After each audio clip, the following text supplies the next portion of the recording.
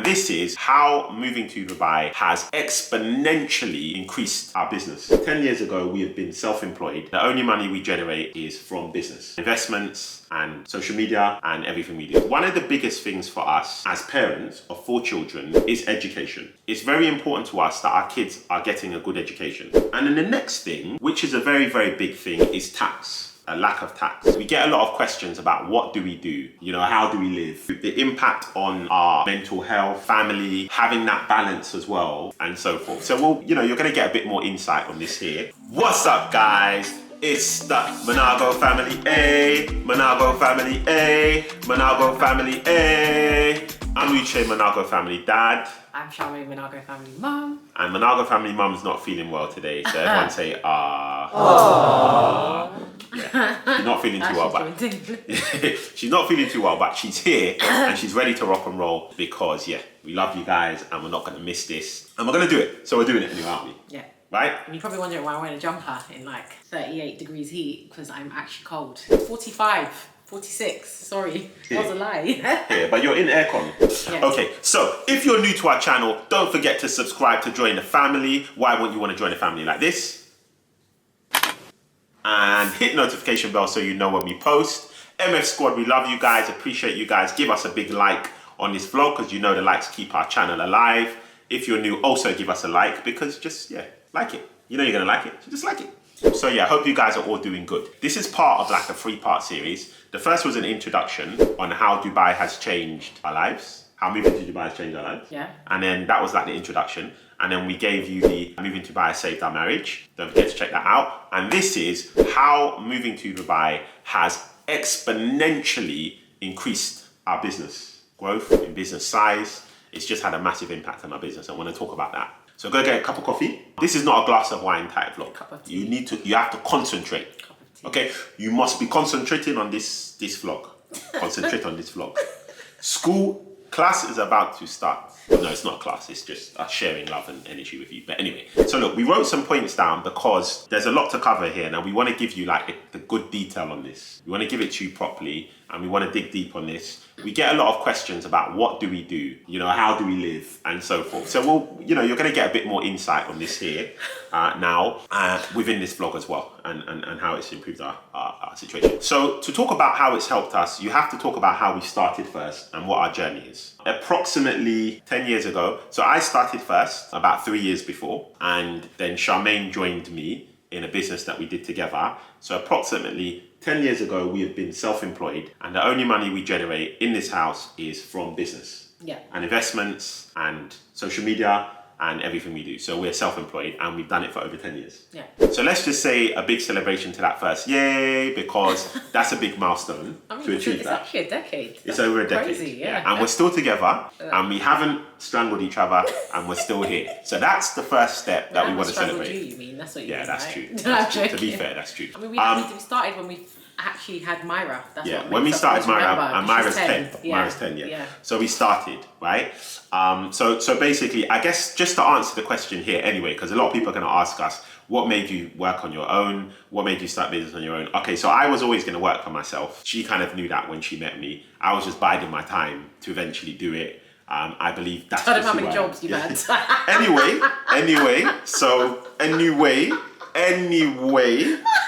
I had the right jobs. I had the right jobs for the right amount of time for the right reasons. Thank you, Charmaine. Thank you, Charmaine. Yeah. So we both had a lot of jobs, actually. You know. We had a lot. But you stayed in yours probably. In my last ones, I did, but I did have a lot of jobs leading to that job. Because we were in sales. She was in sales, and we were in sales. Yeah. And I used to be a singer as well. So that's another story. So I was nurturing a career. I was kind of. Anyway, that's another story. So we've done it. We started. Why did we start? So essentially, I was always going to work for myself. Charmaine, obviously, being around me, it was a natural progression. First, she killed it in her job, got to a high level in her career, which is recruitment. I also worked in recruitment. The inevitable next stage was for us to work together. Mm-hmm. We felt that together as a family, we were more suited to going out on our own, and so we did it. I think more importantly for me as well, because I had a baby and I went back, so I would be quick, I went back to work at 5 months, and they wouldn't give me flexible hours. And when I say flexible hours, I actually mean 9 to 5, which is actually full time. They wanted me to do longer hours than that. So unfortunately, that pushed me over the edge because I realised I still want to work and I still want to have my child. I don't want to be robbed from both of the things. I think that's probably a big struggle that a lot of women probably go through in different countries, is actually finding the balance with working and actually still trying to have a family, which I think is really unfair. So that's what pushed us over the edge really to do it, because once we realised that actually I've gone back to work at 5 months, which is quite quick, and then you still can't get flexible, and I say full-time hours actually that I was trying to get wasn't enough for the company that I was working for. That was the last line. I know, like Uche said, we were already doing it. That was the. And things have changed a lot, you know. She was working in the city, so quite high pressured. Things have changed a lot in terms of like now companies embrace flexible working a lot more now. I think they do, but I think there's still a problem. If you speak to a lot of women I speak to, there's but still... do you think it's better? I can't say that because it depends on the job you're doing. Like, but with COVID, they added in this flexible working and stuff. With COVID, a lot of people can work from home. Yeah. That does work. Things have improved a bit more. That you have like hybrid working and stuff. So things have got better. That's changed. Yeah, that's right. That's changed. But the thing I think that probably hasn't changed, I would say I was probably in it wasn't a male dominant industry, but it's quite the job that I did is not like, it's quite a challenging job. It's quite up there. So when you're in a job like that and flexible working hours, for some women who I know are still in that position, they still struggle with the job that I did specifically. Mm-hmm. So I can only talk from my perspective in the industry that which was recruitment. So we still do recruitment, but we just do recruitment for ourselves. Yeah, so anyway, but that was the reason anyway. Yeah, so they know it was recruitment. It was recruitment. Yeah. Didn't want to interrupt you, darling. Sorry. Didn't interrupt you, beautiful. So that's where we started. So we did that. So now you know the intro. This is what happened. So when we started the business, obviously we ran our business for the last 10 years. And we started with one child, essentially, when we started. But as things progressed, then came Safira. That threw things a little bit. There were 2 children. We were still okay. And then bang, COVID came. And then the twins came. And the twins literally knocked us for 6. We were not expecting twins. And we went from 2 children to 4 children. Yeah. So that was a massive, massive challenge because you're adjusting to the new additions to the family and the new dynamic of the family, but you also work together in a business. It was really, really challenging, especially with that happening during COVID. In COVID, our business was practically closed, so we lost a ridiculous amount of money in COVID. Thinking about it, you want to cry. We're still kind of rebuilding from the effects of COVID, even now, even to this day. So essentially, once the twins came, we kind of got to a point where we were doing okay, we were doing well. Obviously, kind of rebuild from COVID as well. But we had this social media business which we had built. We had the recruitment business which we had built. We had our marriage, we had our kids. And we were literally just overwhelmed. We couldn't break through a particular ceiling with our business. We just couldn't in the UK. What happened when we went to Dubai and how things changed? If we start on like the first catalyst, the first turning point for us, right? The first turning point for us personally was having in-home help. Yeah. Right? And literally we moved to this country for in-home help. That was one of the reasons. That was one of our biggest reasons. Yeah. The reason why saying it, but it's a big reason. And that laid the foundation for everything. Yeah. Because it was impossible for us to do it in the UK because this kind of help is a lot more expensive in the UK. And 2, our house couldn't accommodate it. Space, essentially. Yeah. So we just jumped on a plane. We came to a house where it could accommodate us and also had a space for a nanny as well, nanny / housekeeper, who she has an ensuite, her own ensuite. She has her own area in the house, and we instantly got that when we landed here. So we had that place, well, we didn't get it instantly when we landed here. We moved here. That's another story. Watch the other vlogs. But we knew when we were moving to our house, this is what we're going to get. Yeah. So we got that in place when we landed here. We did actually have previous nannies in the different places that we stayed. We did, before we actually found our long-term one and settled in our long-term pace. But yeah, that was the plan. Once we got into the system of that and once we started getting into a routine, our mental space and our balance just started improving. I'd say the 2 things that have happened which are massive. So in terms of like the roles that we play in the business, you need to be in a position where you can work. That's the first thing. She couldn't do it successfully, work to the level that she wanted to in the UK. In our setup in the UK, you couldn't. She just couldn't balance being a mother of 4 and also working, it just was not possible. So something would always suffer. So that was the first thing. So she was able to achieve that. On my side, I was working, but I couldn't think. I couldn't think at all. My brain was just completely cluttered and I couldn't think properly. So having someone in the home who's basically concentrating on everything to do with the house, keeping the house running and keeping it ticking, with our interaction and engagement as well, just having that third person that you could rely on to really take a lot of the load off you in the house was massive. You were able to then work and be a lot more involved in our business activities. And then I was able to work and think, work like a human being. The power of that has just been, more recently we've noticed it. But the power of that and the impact on our business is, I can't even say it's double. I could say it's been more than double, because the trajectory that we're on right now with everything that we're doing is exponential. Because once you get into that habit where you get into that zone where you can think properly and so forth, everything compounds, doesn't it? It's not just like, a little bit of improvement, because you're on that growth trajectory, both individually, as a couple, as a family, and then the business is growing.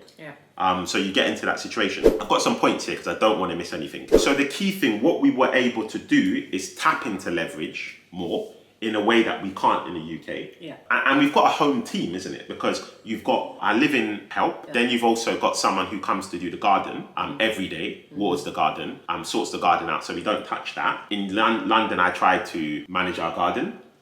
I was interested in the beginning, but I did lose interest. And I did an okay job, but look, I lost interest. I wasn't, but anyway, that's another story for another day. And then we've got somebody that comes to wash our car once a week, right? Or twice a week even. Either way, the car's clean. It's either once or twice he comes and the car's clean. And general maintenance is just so easy to access anyway. So if something breaks or the aircon or something, whatever it is, it's just, you have, even though the team's not here, you can just access things so quickly. You just feel like everything's running so smoothly. So it's really good, isn't it? It's like you're just not wasting the time that we used to waste on the things that just ticking over, those ticking tasks, isn't it? Those ticking tasks where you have to get involved. You have to wait for 2 weeks and in London it's like you don't want to do it. When you call a handyman out and the handyman tells you it's going to be £40 an hour, I'm secretly sitting here thinking, okay, do I need to learn how to do what he's going to do myself, because the price of the handyman was just going higher and higher and higher in London, whereas it's not like that here. It wasn't only the money, it was the attitude of the people as well. I think a lot of people are angry as well, probably some of their jobs that they do, but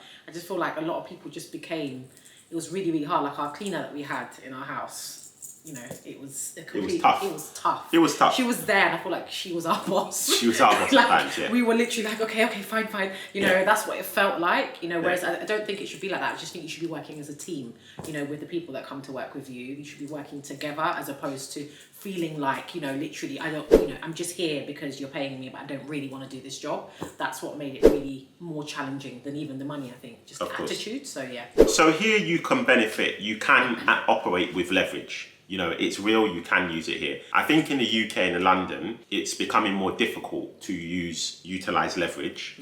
For those reasons we mentioned, we can go into it in more detail, but there's lots of points to cover and you can use that here. That's the first thing. So that goes on to the impact on our mental health, family, having that balance as well as people just means that we're more productive. You're waking up more happier. Once you do finish work and you do have a long day, you can literally stop. And in time you would spend sorting out clothes or stuff, you can spend some quality time with your kids, right? So in all the areas of your life, you're literally just going round and really hitting those areas.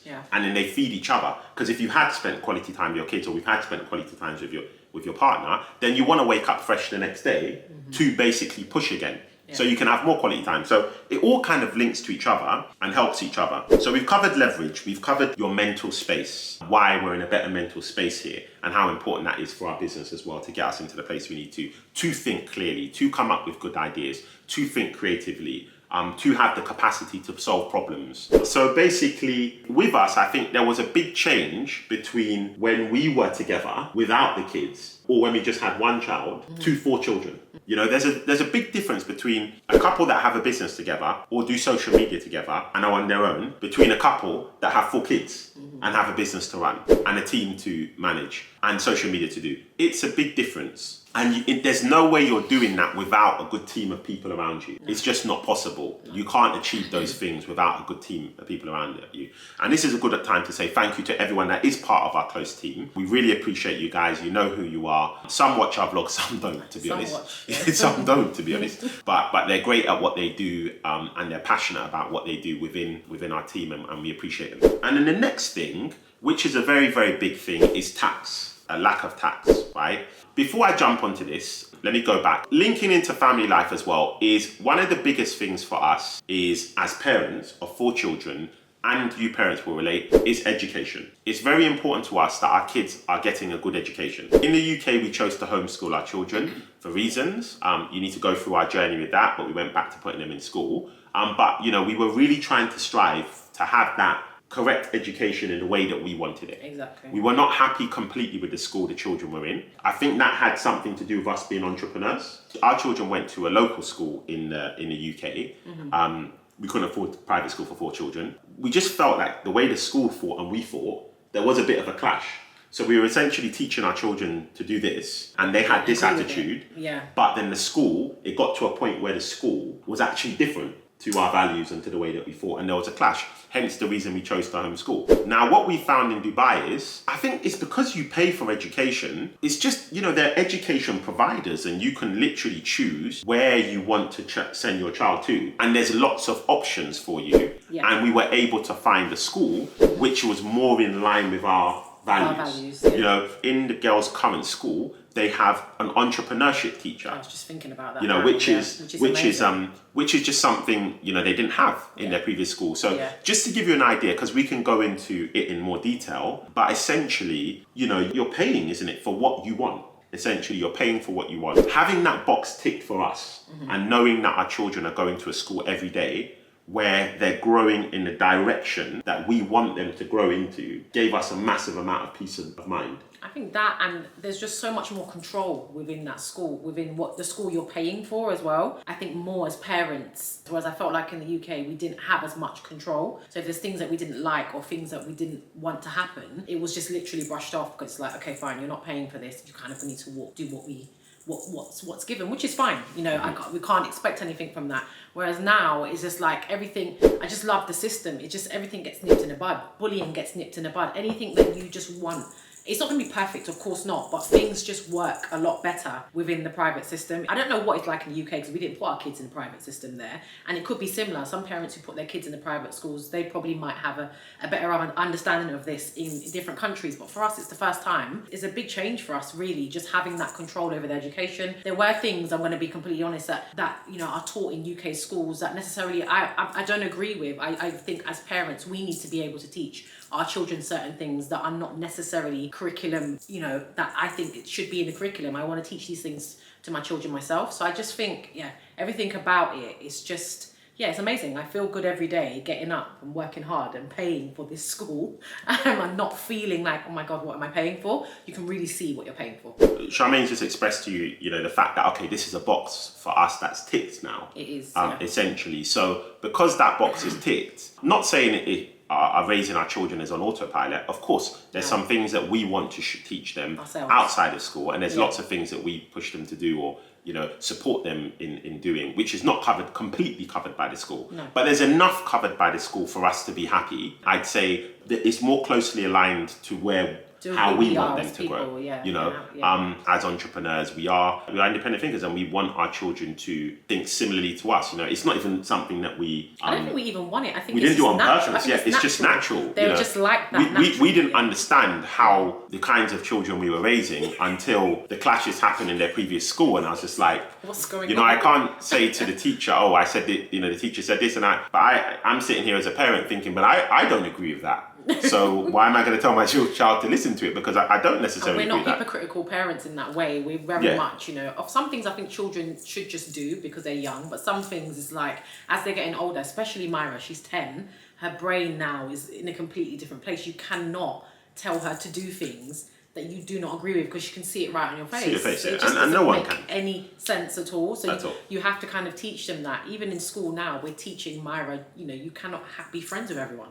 Like, you literally have to, and she's understanding that independently, of, you know, within her own mind. To be clear with what Charmaine's saying, because that's quite a big point. No, when I mean friends with everybody, sorry, I was going to go into it. When I mean friends with everyone, I mean as in, like, even as a child, not everyone's going to like you. You're not going to like everyone. You need to be civil, but you cannot be friends with every single person, and you cannot worry about people not liking you and you not being friends with them. We're already teaching her this, because I think it's so important, because kids go into school and they have this thing where, oh my God, she's not my friend, he's not my friend, blah, blah, blah. But Ishay wasn't there, but she said a really good comment yesterday, which was, I felt like, oh, good, we're progressing with her, which was, do you know what? There was some girls gossiping about me, and I just said to them, do you know what? I don't have time for this. We don't have to be friends. It's fine. You know, let's just get on with our day. And I was like, oh, okay. You know, and I can't believe she said that. This is the way we think, you know, she should be and our children should be, because that's the way you get through life. I just feel like you can't be in school and just feel you have to talk to everyone. I think you have to be civil and be nice to everyone, but there's a way,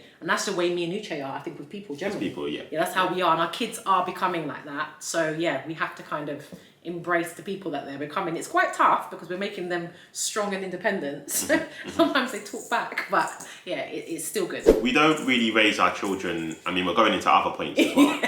Let's stop. Let's come back here, because look, very quickly. We don't mind that we want our children to challenge things and question things. This is the kind of parents we are. We're not raising them to just, you know, not challenge anything. Within reason, in a respectful way. But, you know, when they challenge things successfully and they're good, then, you know, we might, back of our mind, we say, yeah, well done. We might not completely express that at the time. But yeah, we're raising them to challenge things and to be able to think for themselves. The other point to mention, which is the big one, probably the one which we saved till the end. If you've watched this to the end, well done for getting to this point, is tax. As we're not in the UK, we're basically non-domiciled residents of the UK. I think that's the correct term. So we don't pay the same tax. We do pay some tax in the UK because our business is primarily UK, but we don't pay the same amount of tax as if we were living there. For us, with a family, or for anyone really, when you've got 7 mouths to feed, including our living help here as well, you know, that's massive for us, the savings on tax. And it's a real opportunity for you to really build an amount of money to try and break that next stage in life that you're trying to break through to. One of the biggest things is the tax. Now, yes, you do pay for school. Yes, you do pay for medical. You pay for all of these things. But when we worked it out in terms of the cost of the tax that we're paying in the UK, it works out better for us to basically have to pay for these things and pay the reduced amount of tax that we're paying here. For us, there's no comparison. Obviously, we're getting more value for our money, number one. That's in the first instance. And it's not even a like-for-like comparison because the quality of our life is massively improved. One of the biggest things is, you know, with us as well, as a family, I guess to conclude, it's so important for us to be able to work smart and get the most out of our time. So being in a position where we can use leverage and we can set up systems and we can build a team to be able to allow us to get that is huge for us. And we feel like we can do that here. We do work with people all over the world, to be honest as well. And shout out to you guys who are watching all over the world as well, because we appreciate you. But our base is here in Dubai. And that base is where everything comes from. And essentially, with everything that we've been able to establish here, is what has allowed us to, you know, get into more and more opportunities. So look, we're really, really excited about our future, and we're really excited about this journey that we're on with you guys. Thank you for coming on this journey with us. We do try and let you in as much as we can and keep you updated, let you know what's going on with our journey, and just try and help and inspire others to do the same with their lives and live their best life. You know, our channel is not just about moving to Dubai. Our channel is about living your best life, you know, building your family and growing your family. That's what we're about, and laughing and being silly as you're doing that. I mean, I hope we can prove to you that you can do it as well. Like Uche keeps saying, I don't think I ever thought I'd be able to go back to work. I'll be honest with you. I didn't think it wasn't even an option for me to go back to the job that I did before. Exactly what I've been doing for years and what I've learned. Because I think what's quite hard as probably a mum, I'm going to speak for mums, when you have children, you spend all your time in this career that you've put your time into, because you don't have to work for yourself, you can still be in a career, working for someone else, and you put all this time into it and you feel like you can't go back to it because you've become a mother.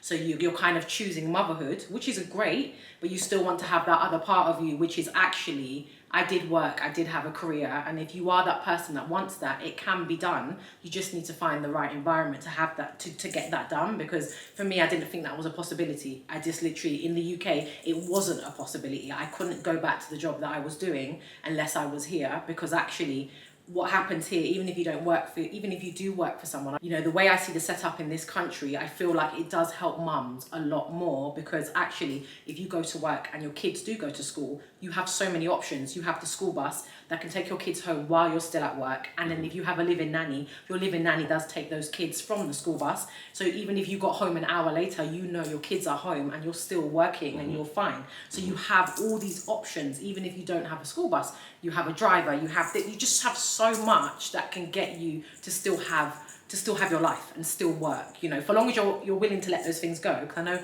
us as mums, we struggle to let, our kids go and give them to other people, but you do let them go to school. So, at the end of the day, that's one big thing that we do already. So yeah, I think you just need to, if you do want to go back to work, you just have to find, it doesn't need to be Dubai, you just need to find the environment that allows and supports family in the way that I think Dubai does. Because that's one thing we always forget. They do have a huge support system in place for everyone to work. She literally wouldn't say that. When you're saying, okay, I didn't believe I could. She genuinely couldn't. She genuinely reached the point where she didn't believe she could. So hearing her say this, for me, is massive. I've got my ride or die back in business. We complement each other well. The team, she's a major part of the team. So I've got her back, as well as having her as my wife and mother to the kids. But I've got that part of her back as well, which is a part of her that I love, which is a part of her that I need, actually, to be honest with you. So it's nice to have that side of her back as well and see the impact that it has on her. If that makes sense, and us and the family. We hope you've enjoyed the vlog. I hope you found it helpful. Don't forget to comment down below. Let us know you've been watching. Give this vlog a like, because the likes keep our channel alive. We appreciate you. And as the kids say, share, share, share. Like you just don't care. Put your hands in the air and peace out. Monago family, Monago family,